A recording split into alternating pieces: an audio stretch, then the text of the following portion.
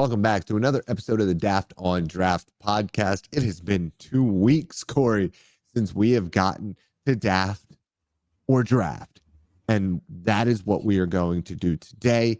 And because it has been so long, because we just got done with the NFL Combine, we are going to do 5 different Daft or Drafts today.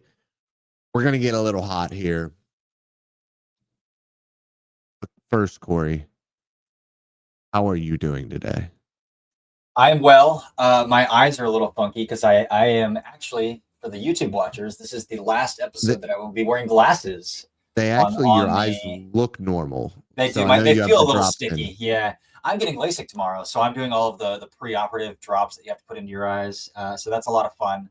But LASIK tomorrow, it'll be interesting because I've worn glasses since I was a senior in high school. I've had them since elementary school, but just decided I wasn't too cool to wear them my senior year of high school, and then I just kind of liked them. And they've always been a part of my identity. And so, it's been 15 years of wearing glasses. So it's going to be a change. But, with the amount that I've been working out, softball season, I play softball March through October, and 2 young kids who constantly rip at my face. So it's probably time to get rid of these bad boys to just be more efficient at living my life currently. So I'm ready. Again, it's only I think they said 20 minutes per each eye is how long it takes, but the glasses are gone after today. So a lot of anticipation, but that's not going to deter me from being hyper-focused on drafting or drafting our topics here today. Let's get right into it. After the NFL Draft Combine, it is set in stone. Quinshon Judkins will be the first running back drafted of the 2-headed monster coming from Ohio State. Daft it or draft it, Corey? I'm still going to daft it. I'm still going to daft that. I could see it happening, but I'm personally going to daft it because running back boards are always so volatile team to team because of their scheme and the type of running back they prefer. But for me, Quinshon Judkins is still really stiff. Quinshon Judkins still lacks a second gear. And so, again, I love Quinshon Judkins in the regard that I think every NFL running back room needs a Quinshon Judkins, but I'm still taking the tape of TreVeyon Henderson, the skill set of TreVeyon Henderson, his ability to turn a corner, his ability to catch passes out of the backfield, his pass pro potential. He's got 3-down back potential if his meds clear out. And with his hairline fracture in his foot, if his meds wouldn't, he would have been probably one of the louder ones you would have heard about in Indianapolis in terms of meds. And there wasn't a whisper about TreVeyon Henderson's meds. That doesn't mean that some teams didn't flag him. Some teams could have flagged him. But there wasn't a whisper about his meds. And at the end of the day, I do think TreVeyon still has 3-down potential. Not as good at contact balance as Quinshon, but a much more fluid runner, a much more explosive second gear, high gear runner. And I think he offers more on passing downs as well. So Quinshon tested a lot better than I thought he was going to. And I do think he probably still, some team might take him day 2. I'd probably still take him early day 3, top 125-ish range. But at the end of the day, I think some team probably does take him on day 2. But I'm going to daft that he gets drafted before TreVeyon Henderson. I'm drafting this. And I'm drafting this because we've been here all year. Like, you and I have been here all year with Henderson being the better back. And I don't even really think it's much of a question. But we as a collective, Quinshon Judkins was RB1 for a lot of people outside of, before last year specifically, when he was still at Ole Miss. And then even coming into this year, there were people talking about him up there with Ashton Jeanty. So this is, in my opinion, I think that hype coming into Ohio State and having a decent year. And even though I don't think he looked like the better back, even on his own team, I think he ends up going before Henderson. I think him being a year younger, being 220 pounds, he has the juice. He doesn't have the creativity at the second level. I don't think he's as good of a pass protector, but you can find reps of him being a solid pass protector. He can catch the ball out of the backfield. He's not the same weapon that Henderson is, mostly because he just doesn't have the open field vision or creativity of Henderson. He also doesn't have the long speed of Henderson, but we're talking about somebody who's probably close to a sub 4.4 guy. in Hendo. So I think teams like the physicality that Judkins brings, even though I think that physicality is a detriment to his overall game. Because I don't think that he has fantastic contact balance for being 220 pounds. Specifically, like the ability to bounce off of tackles. And I think that he's so head down once he gets past the first level that he doesn't have the ability to, like when you watch Cam Scatterbo run, the ability to preemptively absorb contact and skirt all away from it, skirt off of it, and use the rest of your body to break tackles. Judkins is just a pinball guy. For sure. I still think he goes before Henderson. I think it's going to be a mistake, but when we see this all the time, we see it with quarterbacks. I mean, Jackson Dart might be the second quarterback drafted at this point. That would be ridiculous. Like, things are getting ridiculous. Yeah. So, I would have more hesitation, though, if Henderson didn't test just as well as Judkins did, though. Like, Henderson ran a 4.43. He hit 38.5 on his vertical, and he hit 10.8 on his broad, which is 3 inches shorter than Judkins did. But, like, I think his tape is better, and then he tested almost as well. Again, 5'10", 202 compared to 220, but yeah, that's a big difference. I would have more hesitation in the hairline fracture, sure, but I would have more hesitation if Henderson went out there and you could visually see the fracture or any sort of injury hampering, limiting his testing, but it didn't really. So I think I'm still sticking Henderson, and I still think the NFL probably sticks Henderson too. But I mean, I could see it because, like I mentioned, like running back boards are always wonky. Yep. Team to team, always. Most boards are. This next one was brought to my attention more because I don't think that you and I have done a fantastic job of assigning the correct NFL draft hype around Will Campbell. And I saw Benjamin Solak on one of the websites, I can't remember which one, say that outside of Travis Hunter, Will Campbell might be 1B in this class. We disagree with that, obviously. I still think that's too rich, yeah. But Will Campbell will be a top 5 pick in April. Corey, Daft it or draft it? I'm going to Daft it. You want me to go first? I'm going to Daft it. I'm going to Daft it because I don't think the Patriots do it. I was thinking about the Jaguars. Like, I think there's potential the Jaguars would do it. And they still could if they view him strictly as a tackle. I think there's potential that both of them do it. Why wouldn't the Pats do it? They need a left tackle. Yeah. With the stress out there. With the stress fracture for Abdul Carter, because Carter's the pick for the Patriots, but with the stress fracture with the shoulder, is he going to slip a little bit, towards the back end of the top 10? Like, it would be ridiculous in my opinion if he did, but there's a big need there. You need to protect your greatest asset, which is Drake May, and you have people like Ben, who is plugged in, works at ESPN, and has been doing this for a while now. Did he say that he thought that, though, or he heard that? No, that he thought that. Yeah. And I know that might be his evaluation, but it's the same thing that we talk about when we talk about Dane, who has been very, very high on Will Campbell as well. Dane sees things with his own eyes, but he also hears things. And he maybe doesn't allow that into his own evaluations, but that is a part of the equation with him when he is talking about prospects. Yeah. I mean, I think I still struggle because, like, at the end of the day, the tape is still the tape. Like, and I think people love the tape. That's the thing. Some people do. There are a lot of people that I really trust, though, that are also like, yeah, but like, if he were really a dominant offensive tackle, then like mid-round edge rushers like Kyle Kennard wouldn't be beating him. Then guys like Nick Gordon and Shamar Stewart wouldn't be beating him. And those are two probable first rounds. Shamar Stewart for sure. Nick Gordon probable.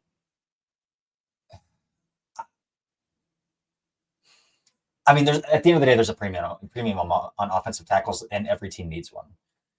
And so I could see it happening. I struggle to see James Gladstone and what the Rams have done in the draft over the past couple of years being the team to do it in Jacksonville. I could see it with Vrabel, Elliott Wolf and company could do it. So four's potential, five's potential. I still think, but yeah, if he doesn't go 4 and 5 though, like where do I think that he goes? I'm gonna daft that he goes top 5. But man, if he doesn't go top 5, then like the Niners at 11, Miami at 13. I do think that like the 10 to 13 range is more realistic, in my opinion. So I'm still gonna daft it, but I wouldn't be shocked. Alrighty. The next daft or draft. The Bears are making moves. They traded for Joe Thuney. They traded for Jonah Jackson, who Jonah Jackson we thought or think is a good player, but dealt with injuries and got benched in LA. Was also told to play center like 2 weeks before the season, like a month before the season. Yeah. So, like some stuff there for sure. But you're looking at Braxton Jones at left tackle, Joe Thuney at left guard, Coleman Shelton at center, Jonah Jackson at right guard. You still have Tevin Jenkins to be your rotational interior guy. Darnell Wright at right tackle. Larry Borum has come in and played a little bit at tackle and been all right. Kieran Denergy is somebody who people had a lot of hype for or hope for developing into a guy. And then Jake Curran is somebody who has played a lot in the NFL in Seattle. So you're looking at a very, very and Ryan Bates at center too. You're looking at a very and they could also draft a center. Veteran latent offensive line there. Mm-hmm. And then you also have DJ Moore. You also have Roma Dunes. Keenan Allen is still around. Maybe he's a free agent. But you're looking at a pretty decent offense here overall. And then a stable of running backs. But you also have an entirely new coaching staff with Ben Johnson, who we think is an ace, one of the dudes. Well, he's an ace as a play caller. And I'm always curious how those guys translate to leaders of buildings. Yeah, and you have him with Caleb Williams, who some people thought was a generational quarterback prospect. And a defense that has some talent, man. The Bears are a wild card team. I'm drafting this. The Bears will be a wild card team this year. I'll draft that. I'll draft that. I'm betting on them. Betting on them. The Bears will finally have found their quarterback after 60 years of modern football. They will have finally found a quarterback worth a darn. No, I'm so ready for the Chicago Bears to be relevant because it's not just that and the Ben Johnson thing. Maybe you could give me a little bit. There would be a little bit of pause there if it weren't for him doing a really intelligent thing and bringing Dennis Allen into the building as the defensive coordinator. I think one of the most solid defensive coordinators when it comes to coaching a more basic fast defense, allowing the athletes to be athletes, putting them in the correct positions to succeed. He wasn't a good head coach. He is a great defensive coordinator, and he has head coach experience. So Johnson can bounce that off of him. I love what the Bears have done this offseason so far. I'm hyped. Yeah, you tell me there isn't a better fit for Shamar Stewart right there at the end of the top 10 than Dennis Allen, who drafts who wants almost exclusively massive edge rushers. So the supercharged Cam Jordan right there. Yeah. And 10 to the Bears, that makes a lot of sense. Also, like Jancy to the Bears makes a lot of sense because there's no shot that Dennis Allen, or not Dennis, but that Ben Johnson loves DeAndre Swift. But like Roschon Johnson kind of has a little bit of a David Montgomery role-ish to him. Mm-hmm. I mean, he had a ton of forced missed tackles his last year at Texas, former converted quarterback there. So I think he could be kind of that change of pace. But I do think they're a sleeper for Ashton Jinty or Shamar Stewart there at the 10th overall pick. Not even a sleeper for Shamar Stewart. That's like I might start just penning that in, and if Shamar Stewart's on the board when I pick the Bears from here on out. And their current other starting edge rusher is Austin Booker, who was a DPR out of Kansas last year, like 230-pound edge rusher. So, yeah, I think this is a fun team. That back end, they have experience. Well, I was gonna say don't count out one of the safeties either.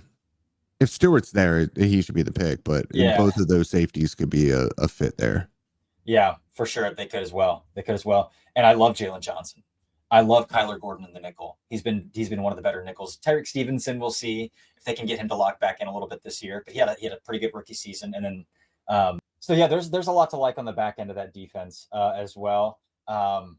We'll see pending the safety group. I know Jaquan Brisker they had a lot of love for. I think he's had some injury history. And they have Kevin Byard as well, who is a very experienced former All-Pro safety in the back end of that defense too. So there's a lot to like in the back end. Tremaine Edmonds, TJ Edwards, both have had pretty solid careers, and TJ Edwards has been pretty good in his role. So there's a lot to like here. I will buy that they're a wild card team.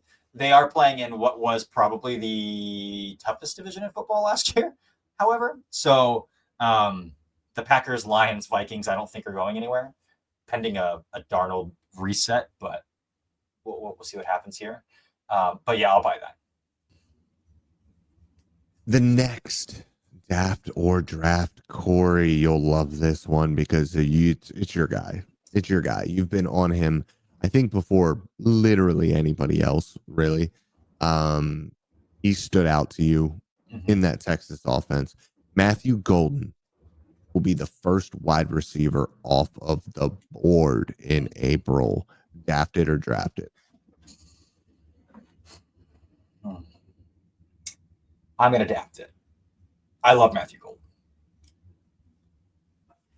At the end of the day, I do think his play speed is closer to 4.45, 4.48 than it is 4.29. The tape is the tape.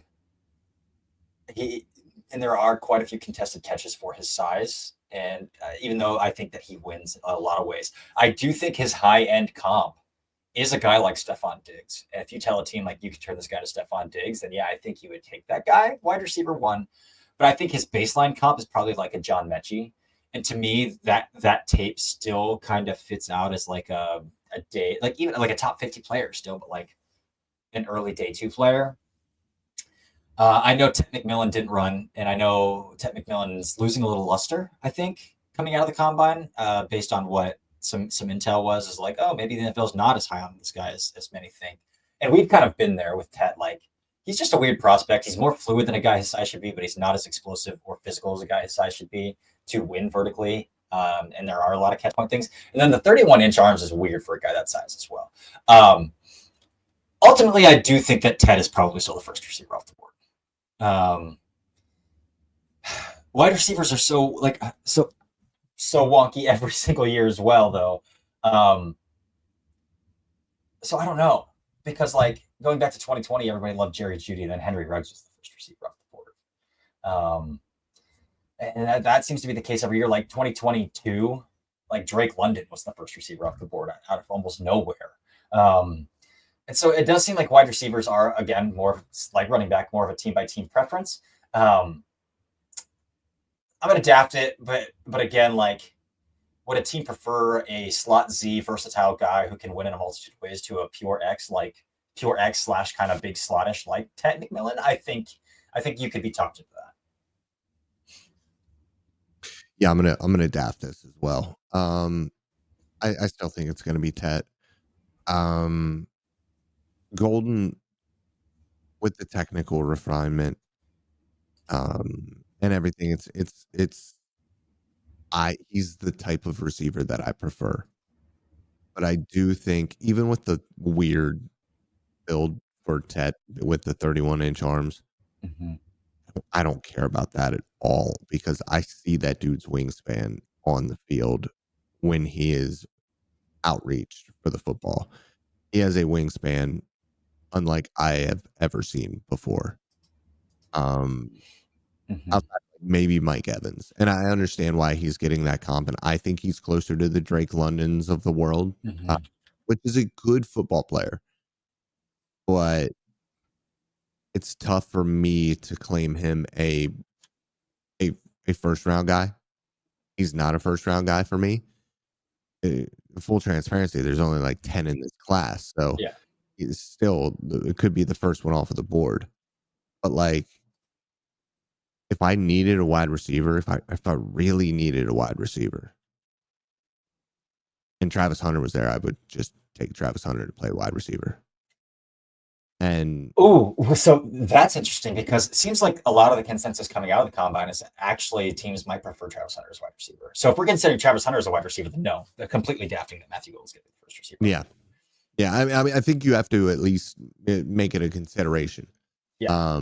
But even so, I think I'm gonna daft this. Then the last one here is that Jihad Campbell, the linebacker from Alabama, the guy that I've been on this entire time over the linebacker edge rusher from Georgia.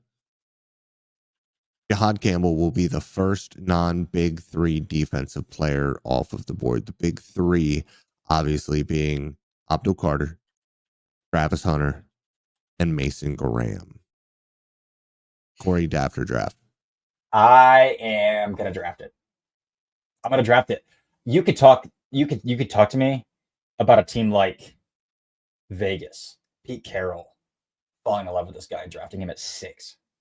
You could convince me that Carolina at 8 might do it. They just they just cut with Shaq Thompson, who has been a lifelong Carolina Panther. You could convince me that Dallas at 12 could do it. You could convince me that 14 at Indianapolis could do it. Like along the way, the wild card is Shamar Stewart, who I think is probably going to go top 10. I think the Bears would take him in a heartbeat if he were there. Carolina might take him too. So like Shamar Stewart is the wild card here. Outside of Shamar Stewart, I don't think there's a defensive player outside of Graham, Hunter, Carter, the big three that we mentioned. So non-big three defensive player that really threatens Jihad Campbell at this point. I think Will Johnson would be the other one to consider, but I think Will Johnson's lost a little bit of luster. I think that's a little bit of prospect fatigue, and we've talked about that. That I still think that Will Johnson is as good as his 2023 tape says he is, which is really good. But it seems like he's maybe lost his luster a little bit. So I think Shamar Stewart's the only wild card here to get drafted before Jihad Campbell as that first non-Carter, Hunter, Graham defensive player off the board. And I'm going to daft this. I'm going to take the field here. It's not that I don't believe Jihad Campbell could be or should be. I think I look at it a little bit differently than you. I think Stewart, I think Eamon Worry as well. And then if he tests at Michigan's Pro Day, I do think Will Johnson is going to show people, hey, I'm going to run in the 4.4s and I'm going to be right at or above 200 pounds and I'm going to have good length and I'm going to look good in drills. And then you guys are all going to remember that I was really, really freaking good at football in 2023. I played hurt and I played not really caring all that much on a team that had no aspirations in 2024. Oh, and I also still showed my insane ball skills and zone coverage chops multiple times, ball hawking. The dude's got it. And so for me, there are like 3 or 4 guys who could be that guy. Now, if Malachi Starks would have tested better, I would have said without a doubt Starks would probably go before. But at the end of the day, I do think Stewart with the 10-0 RAS, with that body type, if the positional value of edge over linebacker, I think even just him, I would end up dafting this. And so I am going to daft it, but I don't want you guys to ever forget that I love Jihad Campbell. I love me some Jihad Campbell. I love it.